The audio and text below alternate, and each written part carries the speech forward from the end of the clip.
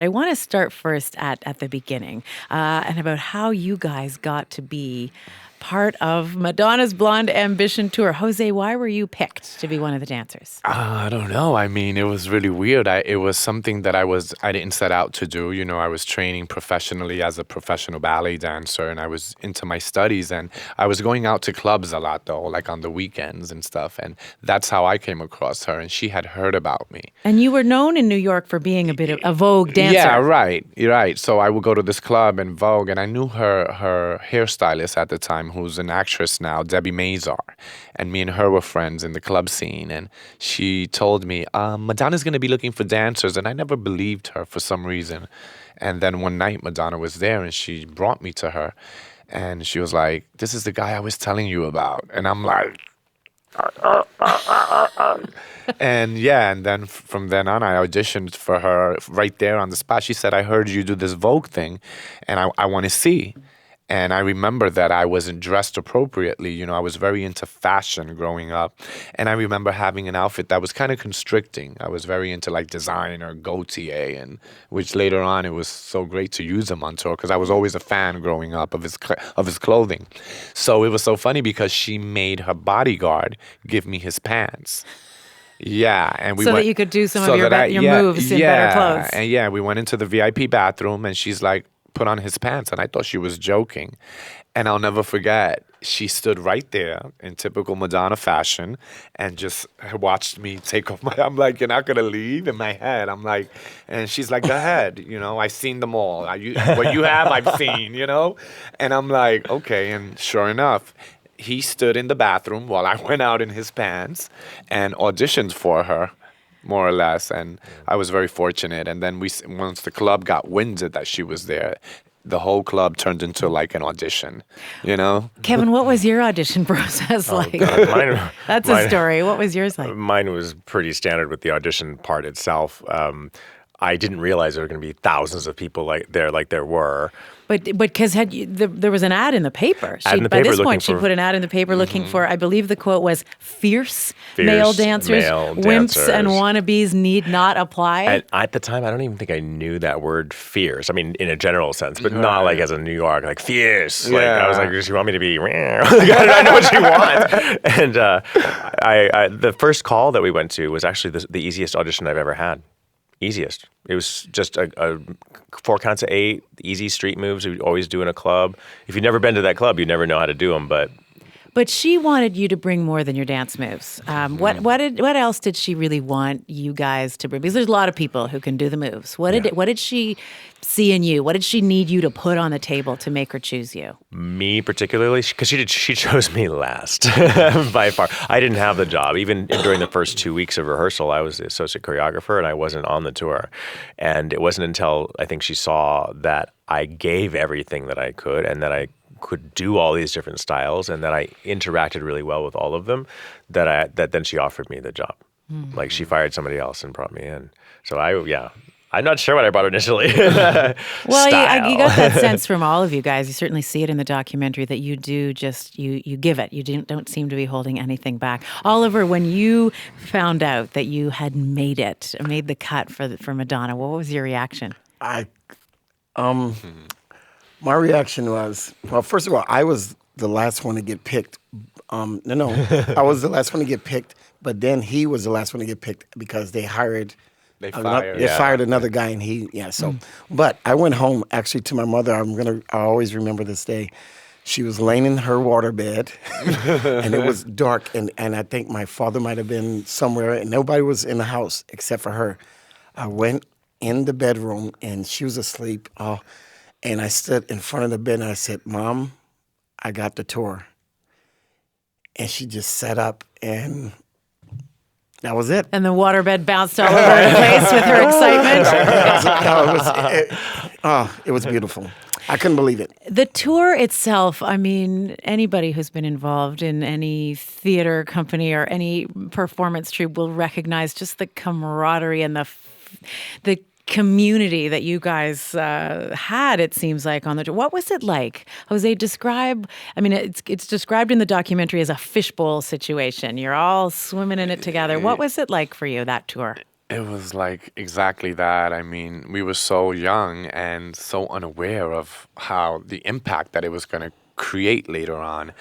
And I think that it was like surreal at times. I mean, it was overwhelmingly surreal, and it was like a chance of a lifetime, I want to say. It was definitely something that I got the opportunity to encounter so early on, and it was magical, like to be able. What was the surreal part? I mean, I know there was one part in the movie where they talk about you looking out at the crowds, and people weren't just holding up signs for Madonna; they were holding up signs for you us. guys. Yeah, that was like amazing. Hearing these people like scream out your name, and they knew you by name, And Never then expected that. doing the choreography while we're doing it, and Stuff like that, And like yeah. at Wembley Stadium, it was daylight when we first started, and you could just see it was like a wave. It was like a Michael Jackson concert. Or when seeing you them used to race watch. to you and like racing to the The racing stage to the and like stage, we're they still doing a ran. sound check and they're like They a wave ran. of people like screaming at you. It's Yeah, insane. and compared to Japan, people they just sat down. They were very. Polite. But that means Playing. they were enjoying it. They were though. enjoying it. Smiles. They just didn't show they much didn't show as much, emotion. yes. And we were like, why they look so bored? Yeah, but they weren't. Yeah, they weren't. It was Our sold experience out. was very insular. There wasn't. We were like it was just us and the world. Because we were all together all the time, day, night, dinner, rehearsals, Everything, yeah. mornings. It was just us. and we Well, didn't it was have just social you media. and Madonna. And Madonna, I mean, yeah. minor Well, she's one detail. of us. What was to describe the relationship, Kevin, that you guys you and the other dancers had with Madonna? Gosh. Well, I think at that point, and maybe not ever before and ever since, she gave complete access to herself and herself as a person to us. And at any moment, we could approach her, knock on the door, or even in the middle of the night, or at her dressing room, say anything we wanted. It was this big open space to just like interact. And it was really weird because according to like people that have worked with her in the past, she never really like Engaged with her dancers the way she did with us. We found out later on, and it was like I thought that was just how she was. Right. It was just like so cool. I was like, oh wow, Yeah. she's a big star, but she's like so cool and down to earth. We invited her out to Magic Mountain. Yeah. It was like that easy. Over She her was like a house, mother. that. There was a maternal aspect to it, Yeah. wasn't it? Absolutely, yeah. The way she was with you. Am I right in that she could also be mean and condescending sometimes? Was that an aspect that you experienced? to us. I mean, I've particularly. seen her be mean. I've a seen her be lot, mean as well. But and I don't- stuff like that. And I mean, the fact that she's such a hard worker and so creative and such a perfectionist, I think that sometimes people misinterpret that But as that's part of it. I mean, that's just part of her job. That's a part of her, and she's a perfectionist. Well, mean is how people interpret things. And it's like Yeah, she mean- expects people to work as hard as Hard she she does does. on her project. Well, she wants to be perfect. Yeah. And I'm exactly the same way, so I totally understand. yeah. No problems here, Oliver, I'm going to out you here. You already outed yourself in the movie. Wow. You were very flamboyant, and yet you were the only When that's- straight. Really?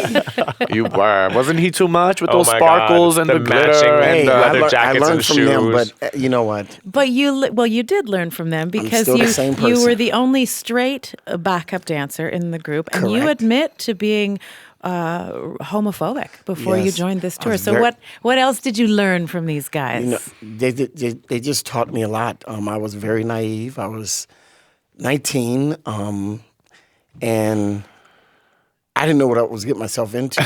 I mean, You weren't from ready. I wasn't ready. Any of us were I ready. wasn't even ready when it first started. The Vogue video. Gabriel and his man at the time. I brought my brother on the set, and they both kissed. And me and my brother looked at each other, was like, "What's that?" So that already freaked me out. But then, as the tour went on, I learned so much. They taught me not to be so ignorant and naive, and they're just a special group of guys, and I cannot express it. I say it all the time, and I'm sure they're tired of hearing me say it, but it's the truth. I want to be that spokesperson for those Homophobes. homophobes because I used to be that way. And people, we are all human. We all do the same thing, and it's so dope. It really is. I mean, you got to just imagine me coming from New Orleans to LA in '85, and then I'm there from 85 to 90, and then all of a sudden I get Madonna's tour. Come on. A whole new world. Come on. I mean, you can't beat that, and from 1990 until now, life has been great, except for the little ups and downs that we all had. But it really opened up your mind and your world. And to get this second chance in life. Well, and it's interesting because that documentary, Truth or Dare, famously featured, I don't know if that's the kiss you're referring to, but there was very famous kiss in that film of two of your fellow dancers. That kiss. Kissing. That A kiss to remember. Months And in the it was one of the most, the impact there was really one of the first mainstream films to show gay men being themselves.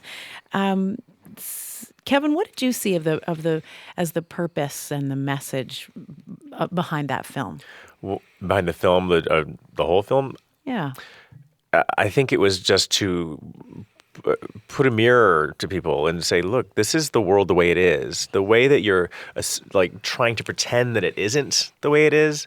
It is, and I'm going to put it out there for you to see. Yes. With no worries. Just I'm going to put it out there.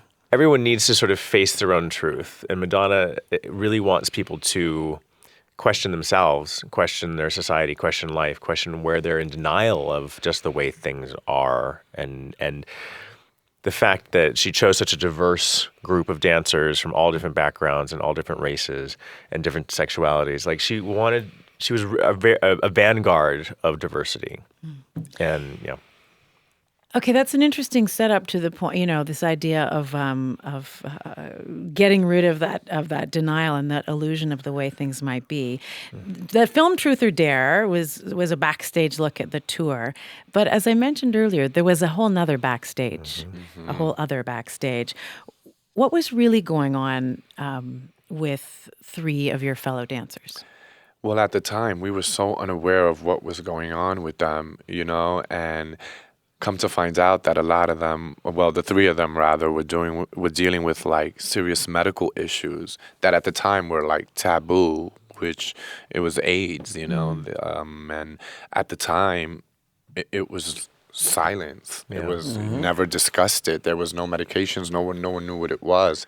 So we were unaware of what was going on with the three of them. I didn't find that out till 25 years later. 25 years later, exactly. The little excerpt that we played there, that was Carlton. Yeah. We heard that in the intro, Yes. Keeping the Big Secret. He was one of the three dancers who Yeah. were HIV positive. I mean, what do? Do you go to Madonna and tell her, hey, I got HIV, you can lose your job, You could lose your job, you could be a pariah, you could never work again. And You'd be when blackballed. you're given that diagnosis, he said, I have 5 years to live max. Like, it was a death sentence. Who says that? What do you do in your 5 years? Like, I'm gonna live full out and be everything I can. That's And what he was told. It drove him a little loony. Crazy. On tour, he was a little loony to me. And once he came to terms with all of that and accepted all of it, and my became God. became free by talking about his status and everything. What was your He's a different response, person. Oliver, when you did finally find out what these dear, intimate friends of yours had gone through and had kept secret? We broke down. I broke down. You saw it in Strike a Pose at the round table in our reunion. I couldn't. Still, right now, I'm still bugged out. I couldn't. I just couldn't believe what I was hearing. But like I told them in the movie, I said, you could have told us this, and we'd have been okay with it. Yeah. And go figure. It's hard to see our brothers suffering. Suffering, yes. And to know that they were suffering And they in were hiding it, silence keeping it on in. their own. That's even more Keeping painful. it in, and it wasn't disturbing. I actually felt good for Slam when he came out and said it. Because a lot of weight got. Yeah. Oh, you could tell. felt it. You felt it. Yeah, You yeah. feel, yeah. You see Come it. off of him. Well, yeah. and I've got to state the obvious irony here, but you're singing "Express Yourself." You're talking about, you're in this, as we said, the documentary "Truth or Dare" and celebration of the truth, and you're, as you've said, this film and this tour was supposed to be just laying it all Liberating. out. Letting it go. Yeah, letting go. But Letting really, go and- there was some stuff being held Kept very in. back. I mean, We know the intention of the tour was never necessarily from the beginning, like, we're going here to express ourselves. I think that sort of observation about the tour sort of happened immediately developed, after and yeah. after, Yeah. like that, it kind of became the message. But when we were on it, it was more about the performance. It was more about the theatrical storyline of the show. And we were just having fun. Yeah, We- but we- now in retrospect, You guys really, in a way, as you say, you were young. You grew up together in a really short time. There was a lot Yeah. that happened for you together. It was also at a time where we were like young and vulnerable, you know, like Yeah. you Impressionable. your mind, right? Very impressionable. at so that then, time. Jose, what was life like for you once the tour was over? It was a rude awakening, to be honest. You know, it was like I didn't want to be in New York. I'm like, what is this? What am I coming back to? Because you get so spoiled at that age, you know, especially at that age, you know. So we got used to the lifestyle. we think it's all going to be like that. Yeah, it's like, okay, what do we do now? Like, where's the private jet?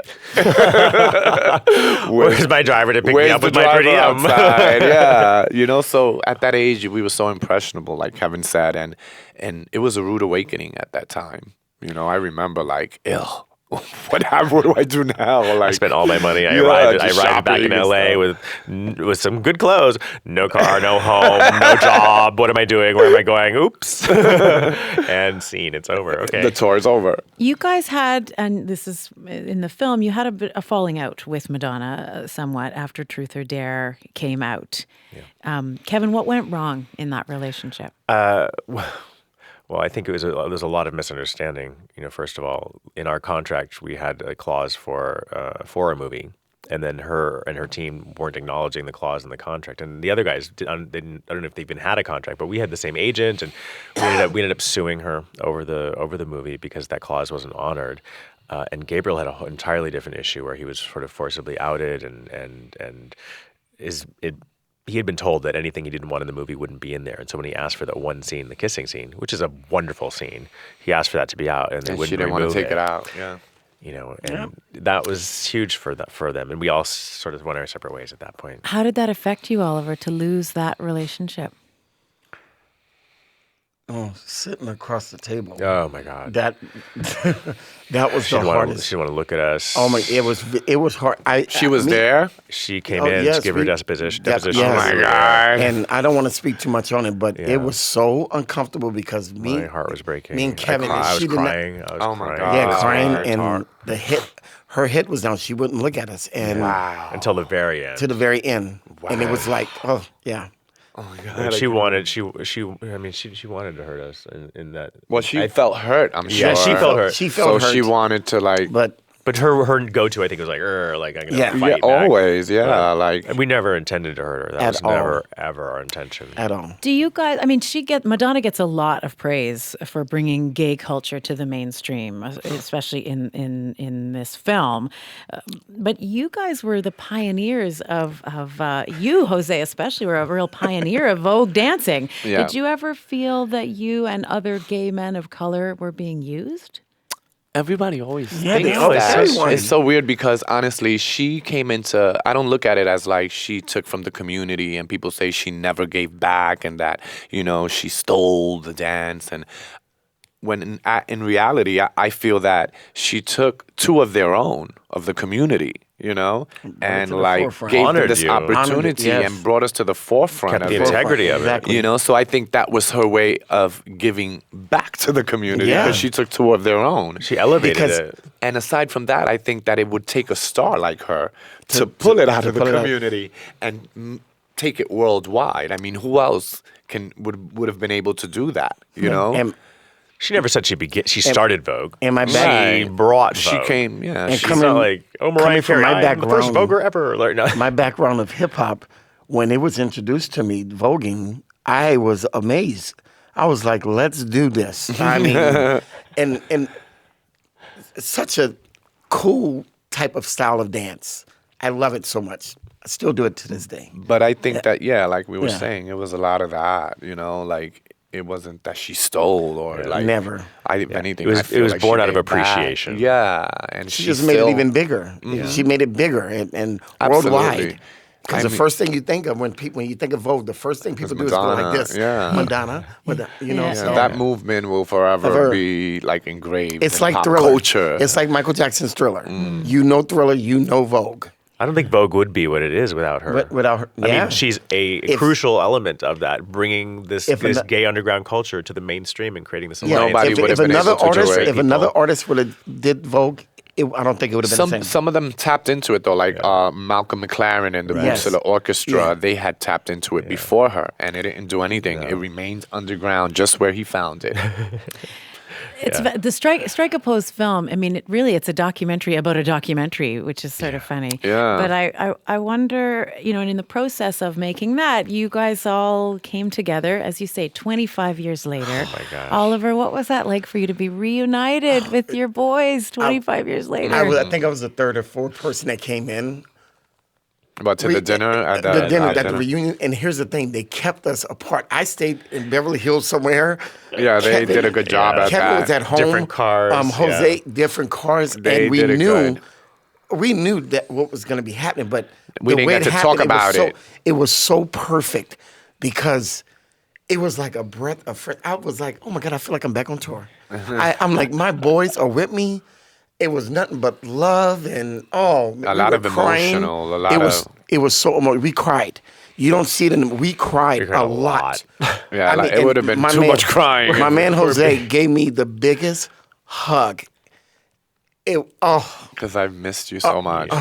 And so many things that I didn't get to say to you guys, and I felt like before I didn't want to lose any more time, and those are my boys. Definitely not lose anyone else, you know. Do you wish that Madonna were here with you guys, Kevin? I wish she was at the dinner, but at the same time, I feel like we needed a chance to reconnect. I think almost first to really get all that out into the open. If she had been there, it would have been all about her and all about us with her. Yeah. You know, and I think having us together really just solidified our own bond between us. Definitely. We also reminisced about her a lot and spoke about her a lot. It turned out so perfect and right when we saw each other, because it could have easily went wrong. It could have been. Oh, I'm better. I don't want to deal. Why am I here? Yeah. If you could sum it up, looking back now, how did that tour, the Blonde Ambition tour of 1990, how did that change your life? I'll ask each of you one at a time. Kevin? Oh gosh, how did it change my life? You know what? She told me to grab life by the balls and don't let go. And I took that to heart. I took almost everything she said to heart. She was like, be strong, be bold, be courageous, stand up for yourself, and that's one of the reasons why I did the lawsuit. Honestly, was to honor her own words to me, her own advice to me. It changed my life in the sense that I suddenly realized that I have a voice, and that I can be a stand for others, and that I can make a difference for my community. And standing up to her made me realize I can stand up to anybody. Mm-hmm. Anybody. Oliver, how did it change your life? Well, at the age of 19, I was still living with my mother in L.A. and my father and my brother and two sisters. It changed my life. I grew up quick because after the tour, Oliver went and lived by himself. And Mom didn't kick me out. I'm a mama's boy. I wanted to stay at home, but she made me grow up like that, and I moved out and haven't looked back. Haven't looked back, and made me confident. I mean, every now and then the confidence go away, but she made me the man I am. Kind of today. So. Jose, what about you? For me, I think it made me realize that I was good enough. That I was, that I had a talent. That I was good enough to get a job, and that I was interesting enough as an artist. And I think that she put the stamp of approval on that, because at that age, 18, 19, you're just embarking on your career, and you're like, am I good enough? Auditions, they get, but the fact that she was like, you are perfect, and I believed it. Yeah, you're perfect. Should. Yeah, and I think that she definitely gave me that extra seal of approval that I needed to go out and into the world and continue to be what I was on tour. And she made us all pros. Yeah, because, right. I mean, period. Yeah, pros. I went. And you guys I know you still get fan mail from people who saw you in Truth or Dare. It's amazing. What kinds of things did they say to you? The one that I got that I couldn't, I got one that the guy, he was on the verge of suicide. And he said watching Truth or Dare and watching, the way I was so comfortable in my skin in it saved his life and it gave him hope. And I was like, how do you take that? Like, what do you say to that? Especially, I never set out to save anyone or change anyone's life. At that age, I'm barely figuring out my own, So to hear that still today, 25 years later, because of you, I came out to my parents. Because of you, I stood up, to my friends, and I came out, and I feel so good. Those are like things like, if I have nothing else, I'll take that. I get most impressed by the ones, or I get most delighted by the ones where say, you changed my life. You made it okay for me to know I could be anything I want to be. And also because I'm Asian, and there were no Asians on TV ever, and you were the only Asian I ever saw in anything, and you kept coming up and kept working, and it gave me hope that I could do what I want. I could be an entertainer. I could be a dancer. I could be it's anything. crazy. The most recent fan thing that happened was in Berlin. This girl stood up in Q&A questions. In a way, she said it was her bucket list. She goes, I saw the movie when I was 13 or something like this. She goes, my dream was to meet you guys, not Madonna. To meet us. We broke. That's when you realize we broke you down. really touched some people. We were on the stage in front of the screen, the movie screen, and I was we hiding looked at- behind Slam because I was just bawling, and We I'm couldn't- like, I couldn't talk. she was waiting to meet us. That's all she wanted in life. She wanted to meet us. I mean, it's fine, and when you hear it, you're like, oh, big deal, you wanted to meet me. But when you see the emotion, and this girl How is like important. in tears, you're like, oh my God, she's being serious. Because you can say to somebody, oh, I've been dying to meet you. Yeah. But when you say, you're like, oh my, and you see the expression right there in front of you, it like so touches you so deep, and you cannot find the words to like, what do you say? Thank you? and just Like, that's it. Thank you. Like, you want to say so much. Go ahead. Just like last night, sorry, I didn't mean to cut you off. Like last night, people were asking me, oh, can we take pictures?